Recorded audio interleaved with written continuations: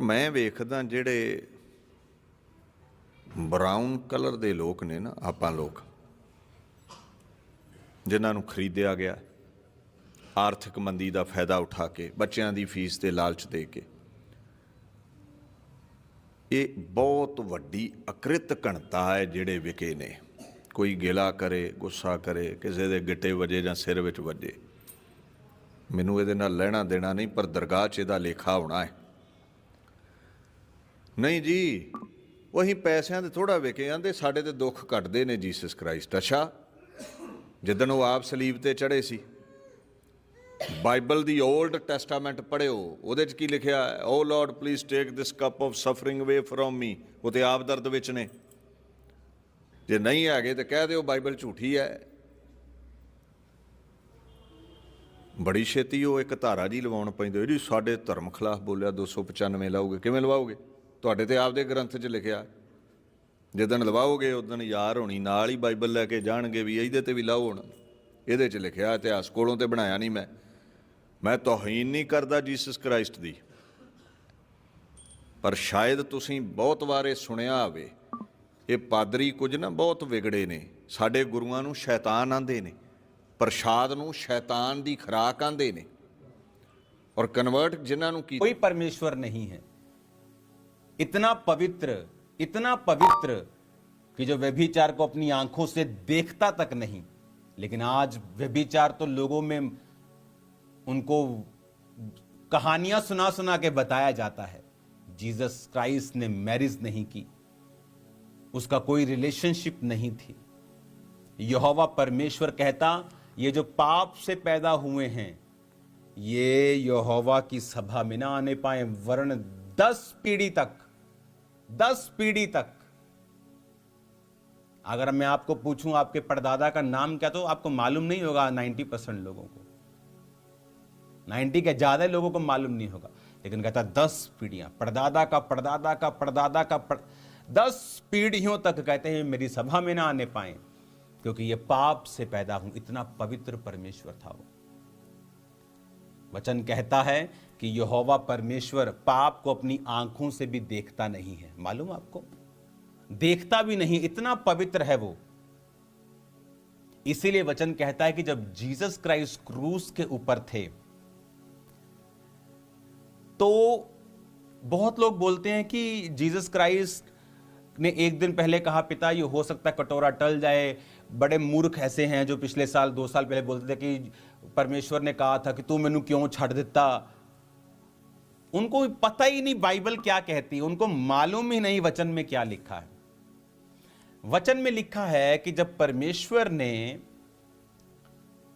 कहा कि हे पिता तूने मुझे क्यों छोड़ दिया, उसका रीजन क्या था? उसका रीजन यह था कि जब यीशु मसीह क्रूस के ऊपर लटकाए गए थे, वो पापी के रूप में लटकाए दे गए थे। पापी नहीं थे, लेकिन तुम्हारे और मेरे पाप उसने ले लिए थे। वो एक पाप के रूप में लटकाया गया था। तो जब यहोवा परमेश्वर वो पाप को देखता भी नहीं है, इसीलिए जब जीसस क्राइस्ट क्रूस पर थे तो यहोवा परमेश्वर ने पहली बार अपना मुंह परमेश्वर से फेर लिया था और अपनी पीठ उसकी ओर कर दी थी। और जीसस क्राइस्ट को यही दुख था। उसको ये दुख नहीं था जो एक रात पहले गतसमनी बाग में जीसस कह रहे थे, पिता हो सकता है ये कटोरा मुझसे टल जाए। उसको ये दुख नहीं था उसके कोड़े पड़ेंगे, उसको थूका जाएगा, उसको ये प्रॉब्लम नहीं थी। उसको ये दुख नहीं था। उसको ये दुख था जीसस क्राइस्ट को कि कल जब क्रूस की मृत्यु के ऊपर मैं लटकाया जाऊंगा तो परमेश्वर मुझसे अपने फेस को हटा लेगा और मुझसे अलग हो जाएगा। क्यों? क्योंकि यहोवा परमेश्वर इतना पवित्र है कि वो पाप को अगर कोई पाप कर रहा है वो देखता भी नहीं। अच्छा तूने पाप किया। बाइबल कहती है जब अब्राहम को दूतों ने कहा कि सदोम और मोरा की चिल्लाहट बड़ी बढ़ गई है, यहोवा, उसमें से एक यहोवा था, 3 दूत थे, उसमें से एक परमेश्वर था। परमेश्वर ने कहा अब मैं देखूंगा कि क्या ये जो चिल्लाहट मेरे कानों में पड़ी है क्या ये सही है, कि अब मैं, आप मेरी बात समझ रहे कि नहीं? यानी जब वो कर रहे थे तो परमेश्वर को न्यूज मालूम चलता है, लेकिन वो इतना पवित्र है कि वो पाप होते हुए देखता भी नहीं है। तो तुम मूर्ख और अनपढ़ और गवार कैसे कह सकते हो कि बाइबल में ये पाप हुआ? अरे आगे पढ़, अरे पीछे पढ़ मूर्ख, आगे पढ़ पीछे पढ़ ऊपर नीचे पढ़ कि परमेश्वर कितना पवित्र है, इतना पवित्र है तेरी सोच से बाहर है। तू समझ भी नहीं पाएगा, सारी उम्र लगा रहेगा तो, जब तक तू परमेश्वर के नीचे नहीं आएगा और पवित्र आत्मा पे विश्वास करके वचन परमेश्वर से कहेगा नहीं मुझे समझा। देखो वचन में ही लिखा है, अगर आप देखेंगे फिर से व्यवस्था विवरण 23 आयत को हम पढ़ेंगे। व्यवस्था विवरण 23 आयत को हम पढ़ेंगे और हम एक और वचन को निकालेंगे, क्योंकि बाइबल को पवित्र आत्मा के द्वारा समझना यह बहुत इंपॉर्टेंट है। हालेलुया।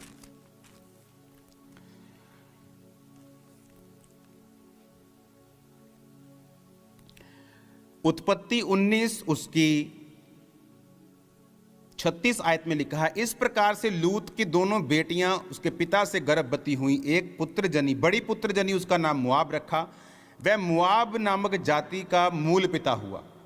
छोटी पुत्र जनी उसका नाम बेनम्मी रखा, जो अम्मोन वंशियों का, अम्मोनियों का पिता हुआ। अब हम आएंगे फिर से कि ये था पाप का समय और अब था न्याय का समय। अब वो न्याय हमने पढ़ा, व्यवस्था विवरण की आयत को हम फिर से पढ़ेंगे।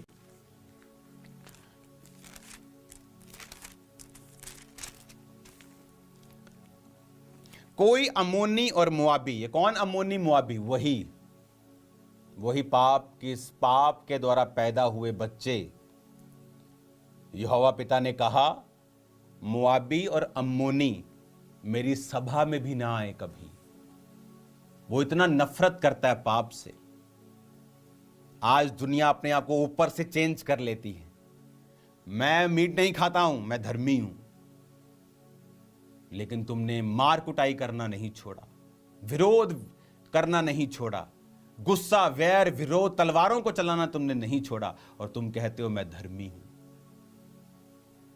एक धर्मी कभी नहीं मारता। बाइबल में जितने धर्मी थे उन्होंने मार खा ली, लेकिन मारा कभी नहीं।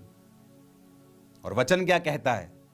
वचन कहता है अम्मोनी मुआबी यहोवा की सभा में ना आने पाए, उनकी 10वीं पीढ़ी तक कोई यहोवा की सभा में ना आने पाए। 10वीं पीढ़ी, इमेजिन करो, मैं सोच सकता हूं 10वीं पीढ़ी, 10 पीढ़ियां परमेश्वर ने कहा, 10 पीढ़ियां, कि ये 10 पीढ़ियां मेरी सभा में ना आने पाए। पूरा 10 पीढ़ी तक, 10 पीढ़ी तक मैं आपको बता रहा हूं, एक 10 अगर आप देखेंगे ना तो वो थाउजेंड्स में हो जाएंगे। 10 पीढ़ी तक इतने इतने बच्चे होते थे। एक एक आदमी के कितने कितने बच्चे, 50-50, 40-40 बच्चे भी होते थे, मल्टीपल वाइफ्स से। तो प्रभु ने कहा ये जो हजारों लोग हैं मेरी सभा में ना आने पाए, 10 पीढ़ियों तक कोई भी ना आने पाए, क्योंकि वो पवित्र परमेश्वर है। अधूरा ज्ञान बड़ा खतरनाक होता है और अधूरा ज्ञान बेइज्जती भी करवाता है। हालेलुया। तो अधूरा ज्ञान अपने पास रखें। अगर पूरा ज्ञान चाहिए तो आएं, चर्च में आपको पूरा ज्ञान दिया जाएगा। बाइबल में आप परमेश्वर के लोगों के पापों को छुपाया नहीं है, उनको बताया है, और उसका कॉन्सिक्वेंस, उसका असर भी बताया है कि उसका असर किस तरह से उनकी लाइव्स पर रहा है।